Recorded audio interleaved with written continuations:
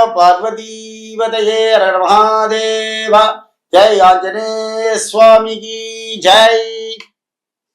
அன்பார்ந்த ஜோதிடன் டிவி நேயர்களுக்கு சுவாமிநாதன் அனந்த கோடி நமஸ்காரம். நம்ம ஜாதகத்துல உயிர் உடல் ரெண்டும் இருக்கும். இதுல எது முக்கியம் அப்படின்னா ரெண்டுமே முக்கியம்.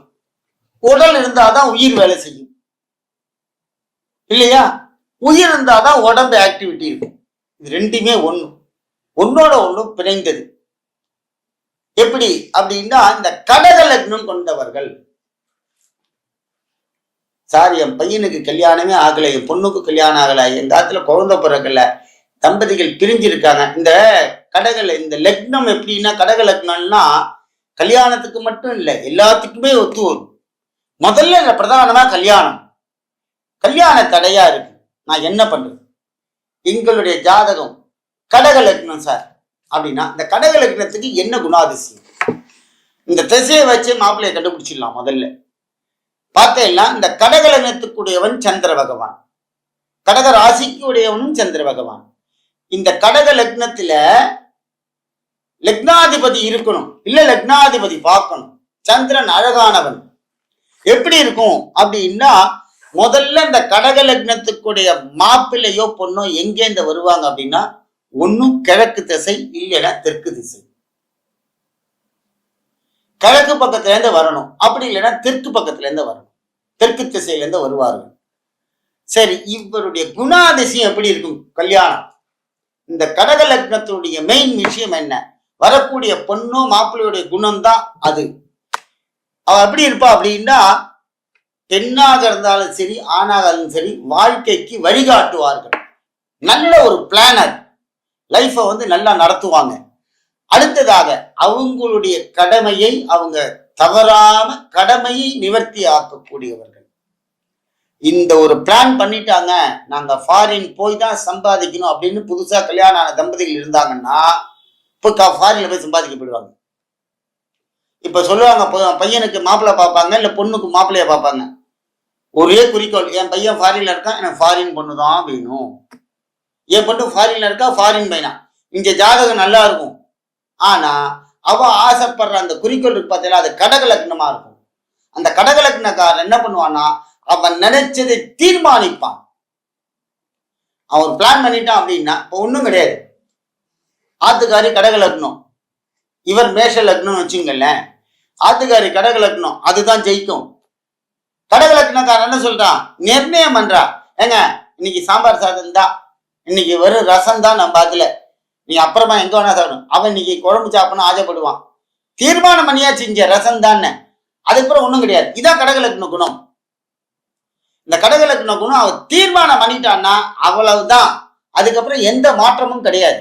சரி, வரக்கூடிய பெண்ணுடைய குணமும் பையனுடைய குணமும் லக்னாதிபதியாக சொல்கிறார். அடுத்ததாக இதுல என்னென்ன அப்படின்னா, உத்தியோகம், நல்ல வேலையில இருப்பாங்க. பொண்ணோ பையனோ அருமையா இருப்பாங்க. ரெண்டு பேருமே உத்தியோகஸ்தானர்கள். அடுத்ததாக தொழில், இந்த கடக லக்னக்காரன் பிசினஸ் பண்ணா நல்லா இருக்கும். ரொம்ப டாப்ல போய் நிப்பார் பிசினஸ்ல. நிறைய பொருளாதார வசதிகள் பெறக்கூடியவர்கள். எப்ப? கல்யாணத்துக்கு அப்புறம்.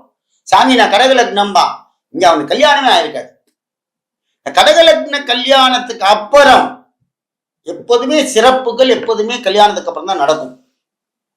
நல்ல சிறப்பா இருக்க வேண்டிய விஷயங்கள் சொல்லுவா. சாமி நான் கல்யாணத்துக்கு முன்னாடி எப்படியோ இருந்தேன் சாமி, இப்ப ரொம்ப கஷ்டப்படுறேன். கல்யாணத்துக்கு அப்புறம் என்ன கஷ்டம் ஒன்றும் புரியல. இவன் சொல்லுவான், அர்த்தம் சொல்லுவான், என்ன கல்யாணம் ஆன பிறகு நான் ரொம்ப சந்தோஷமா இருக்கேன் சார் அப்படிமா. ரெண்டுமே கடக லக்னம் தான், ஆனா மாத்தி சொல்றானே ஏன் அப்படின்னா, அவஞ்சாதகாதியிலே அசுப கிரகங்கள் எங்க பாக்குதுன்னு பார்க்கணும். அப்பதான் அவன் மாறுவான். சார் கல்யாணம் எல்லாருக்கும் ஆயிருக்கு சார், 100% தான் சொல்லுவான் சார் புருஷனும் பொண்டாட்டி நல்லா இருக்கேன்னு. 90% ரெண்டு பேருமே வீக்கா பேசுவாங்க. புருஷனுக்கு தெரியும், பொண்டாட்டி பக்கத்தாத்துல போய் சொல்லுவா, சாமி அங்க போய் சொல்லுவா, என் பிரச்சனை ஏங்க கேக்குறீங்க விடுங்க அப்படின்பா. இவன் சொல்லுவான் ஆபீஸ்ல போய், ஏன்டா கேட்கிறேன் பொண்டாட்டியை பத்தி அப்படிம்பா. ஆனா வீட்டுக்குள்ள வந்தோடனே 2 பேரும் ஆனந்தமா பொய் சிரிப்பு சிரிச்சு வாழ்வார்கள். இதான் லக்னாதிபதி குணம். வெளியில தன்னை அவளுக்கே தெரியும் நம்ம அவமானப்படுறோம்னு, அவர்களே அவமானப்படுத்திக் கொள்வார்கள். ஆனால் இங்க என்ன சொல்றார் அப்படின்னா, இந்த கடகலக்னத்துக்குடையவன் ஆனந்தமாக மிக சிறப்பாக தொழில் நடத்துவார்கள். பொம்பளைங்கள்லாம் சிஓவா சொல்லுவாங்கல்ல, ஆபீஸ்ல பெரிய ஓனரா இருப்பாங்க. அந்த லேடிஸ் எல்லாம் பாருங்க, ஜென்ஸ் நிறைய பேர் இருப்பாங்க கடகராசியில. தொழில், பேச்சு, திறமை, கடக லக்னம், கடக ராசி வச்சு செய்வார். சாமர்த்தியமா இருப்பாங்க. வேலையும் பார்ப்பான், பிசினஸையும் பார்ப்பான். எவ்வளவு சாமர்த்தியம் இல்லது. ஆனா இதுல லேடிஸ் பார்த்தீங்கன்னா பயங்கர டாப் லெவல்ல இருப்பாங்க. 2000 பேர் கீழே வேலை செய்வான். அவங்கதான் செய்வான் அந்த ஓனர். அந்த கம்பெனிக்கு அவன் அப்பாவுடைய கம்பெனி எடுத்து நடத்தக்கூடிய டேலண்டான கேள். அப்படிப்பட்ட அவங்க மிக சிறப்பாக தொழில் செய்வார்கள். சார், எங்களுக்கு இன்னும் கல்யாணம் ஆகல, என்ன பண்றது? தடைகளை அகற்றுங்கள். தடைகள்னா திருமண தடை மட்டும் இல்ல சார், குழந்தை பிறக்காத ஒரு தடை, அப்பா அம்மாட்ட ஒரு அந்நியம் இல்லாத ஒரு தடை, குடும்ப பிரச்சனைகள், கோடியா சம்பாதிச்சாலும் மனசு மட்டும் ஒழுங்கா நிக்க மாட்டேன், மண்டை பிச்சுக்குது வீட்டுக்குள்ள வந்தோடனே. இத்தனை தடைகளையும் விரட்டக்கூடிய இந்த மிதுன லக்னத்துக்கு என்ன, கடக லக்னத்துக்கு என்ன சார் பண்றது? யாரை வழிபடுறது? கடக லக்னத்துக்கு வழிபடக்கூடிய ஒரே ஆள் யார் தெரியுமா? சந்திரன் கட்டுப்படக்கூடிய ஒரே ஆள் பிள்ளையார் மட்டும்தான், வேற யாரும் கிடையாது. விநாயக பெருமானை தேய்பிறை சதுர்த்தி, வளர்பிறை சதுர்த்தி 2 நாள்லையும் விநாயக பெருமானுக்கு அருகம்புல் அர்ச்சனை பண்ணுங்க. அருகம்புல்ல கொண்டு கொடுத்து கூட வழிபடலாம். அடுத்தது அருகம்புல் அர்ச்சனை, கொழக்கட்டை நைவேத்தியம், சதுர்க்கா விடணும். கோயில் வாசல தேங்காய் உடைக்கணும். உடைச்சிங்கன்னா இந்த கடகலக்னக்காரன், கடகராசிக்காரனுக்கு லாபம் அதிகம், தடைப்பட்டதெல்லாம் உடையும், ஃபாரின் போவாங்க. இதை செய்யணும். விநாயக பெருமானுக்கு வளர்பிறை சதுர்த்தி இல்ல தேய்பிறை சதுர்த்தியில 2 சதுர்த்திலையும் அருகம்பில்லு கொழக்கட்டை வச்சு அர்ச்சனை பண்ணணும். பிள்ளையாருக்கு ஒரு கொழக்கட்டை, கொஞ்சம் அருகம்பில்லு அர்ச்சனை பண்ணுவாங்க. அதுக்கப்புறம் கோவில்ல விளக்கு போடணும். தீபம் இல்லாம நம்ம பிரார்த்தனை பண்ணோம்னா ஒண்ணுமே கிடையாது. அர்ச்சனை தட்டை மட்டும் எடுத்துன்னு வருவாங்க. தீபத்தோட போங்க கோவிலுக்கு. வாசல்ல தீபம் வச்சிருப்பாங்க. சுவாமி சன்னதியில நம்ம தீபம் எரியணும். சாதாரணமா நம்ம கோயிலுக்கு போறோம் இல்லையா, ஏதான ஒரு சன்னதியில தீபம் ஏற்றுங்கள்.